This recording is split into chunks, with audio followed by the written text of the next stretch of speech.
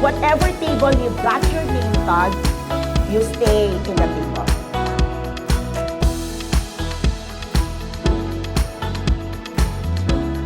Hello. Are happy. I'm in love with fictional character. Hello, I'm dramatic. Never forget, you are the piece that made the difference.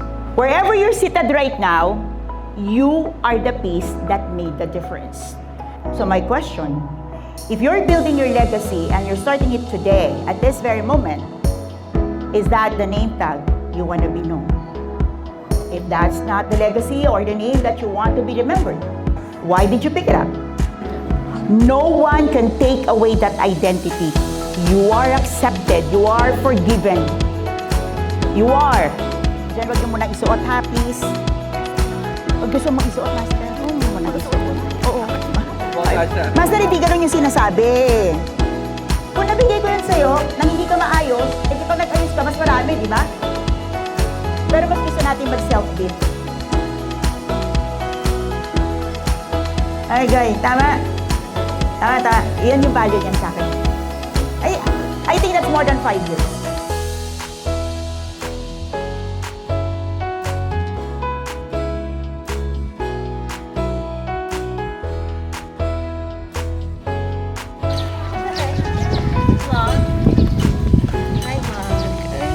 So I build now, hindi ko pakikita lang. No. You build legacy by everyday activity. And you give to the needy because you want to bless. And the thinking ninyo ng needy are those poor in physical, poor in heart, poor on health. But what about those poor in spirit? What about those people needing emotional support? What about those people needing clarity? What about those people needing to hear somebody say, I'm here? Take things as a mission. It's a different dynamics. It's a different dynamics. So if you still do things the way you used to do it, you're not gonna get it. You're not gonna make it. You will just be going against the tide. Nagkikipag-away ka. I want you to put your faith in and say, God, heal me. Heal my disbelief. Heal my unforgiveness. Heal it. So whatever it is that other people did to you, ask God, God restore the beauty of my life. For a moment, what is that dead dreams, dead skills, dead gifts? Matagal nang wala. It start to stir up right now.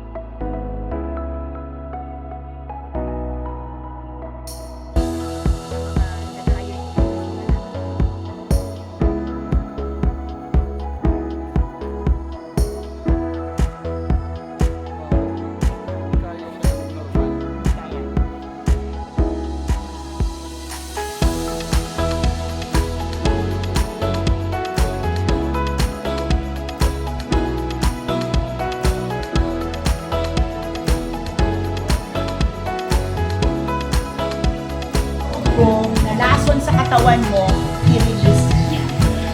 Ibigay mo na. Palayain mo yung sarili mo. Diba? Mabigat mag-travel kapag may bibig ka. Lalong mabigat yan sa huli.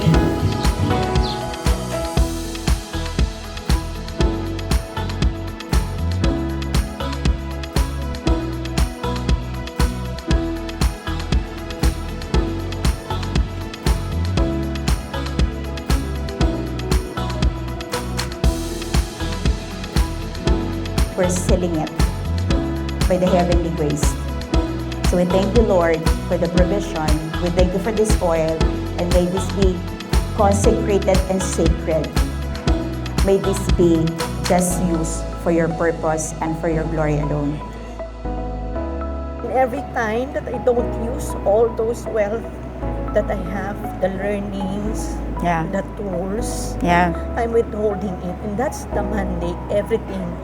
Yours are not the door to be opened. Yours are the doors to be crushed. So in the name of Jesus, may you be clothed anew and be anointed with the manhood God created you to be. Amen. God bless you. In the name of Jesus, I bless you with the light that you need so you can start healing people with what God have given you. Sabi ko, make me nga instrument in a little way. I decree and declare that 4 pillars will be clear and you will not doubt and cannot doubt that you receive it from God. I want again to remind all of you that the best is always saved for the last. Walang latak sa Panginoon. Wala. Ang problema ng maraming tao, mainipin tayo. We move according to our timing. Sa relasyon ko po sa Panginoon, God wants to savor that moment with us. And that moment don't happen when we keep moving.